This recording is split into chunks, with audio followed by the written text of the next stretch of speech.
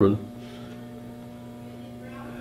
I went to school, I thought I wanted to, well, I applied for a job in the bank in the little town I lived in before the war.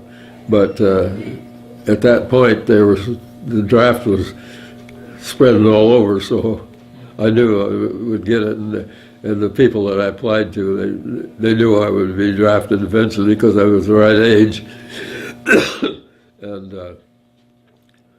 so I probably shouldn't tell you this, but I feel that Japan took 3.5 years out of my life.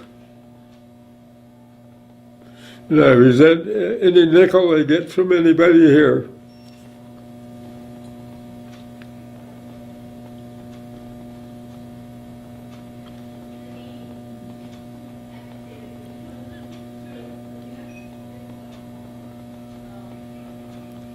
I'm sorry, but that's the way I feel about it. You're supposed to be forgiving and all that stuff.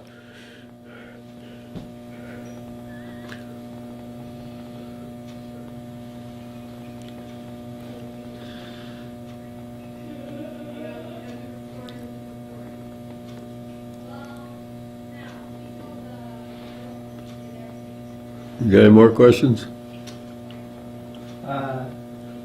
No. Is there anything you would like to add or tell? I don't think of anything else. George, I was wondering just what the feeling, you kind of talked about how you felt, as you were getting ready to go, and you said your friends, you knew you were going to get drafted. How are people feeling about that? What was going on? You mean about getting drafted? Mm-hmm. Well,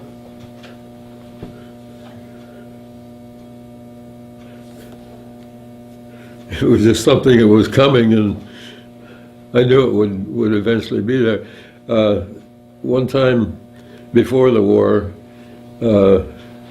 I took a trip with, who'll be your uncle, Paul. We went back to Iowa, and then we rode the bus is where we went, and this was in 1938, I think. 30, yeah, I believe it was. Anyhow, when we came back on the bus, we came through Texas and into San Diego, and Paul, which was Bob Hanson's brother, had a sister-in-law that lived there, and his wife had just passed away. Paul's wife had passed away, and that's why we took the trip. But anyway, her husband, the sister's husband, lived in San Diego. Her husband was a major in the Marines, and we were talking about, he could see the war coming. Well, anybody could at that point. And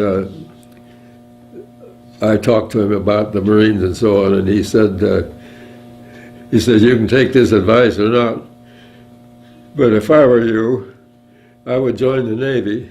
He says, at least you got a dry place to sleep, you got 3 meals a day as long as you're afloat. And I thought that was pretty good advice. That's why I got in the Navy. If any of you guys join the Navy, learn to swim before you get in. I never did. Thank God the ship didn't sink, or I'd have sunk too.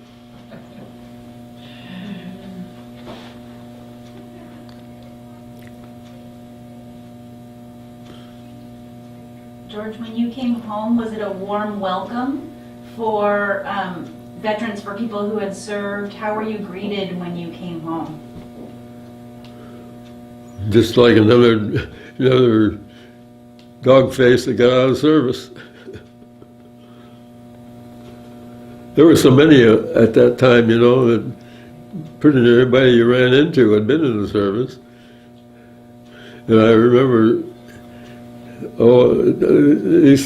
for the first 2 or 3 years, I might be at a restaurant and somebody would say, "Weren't you in the Air Force?" He says, you look just exactly like a guy I knew in there. No, I said, I was in the Navy. And that happened 2 or 3 times. So I came to the conclusion I looked like every other character that existed in the United States.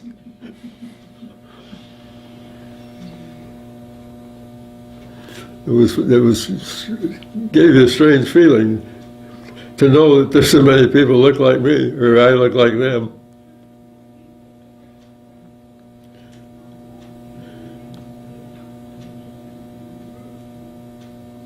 George, did you have you talked about the scariest moment was probably being in the storm. Were there other kind of close calls or things that really were frightening or alarming for you in the service? I don't think of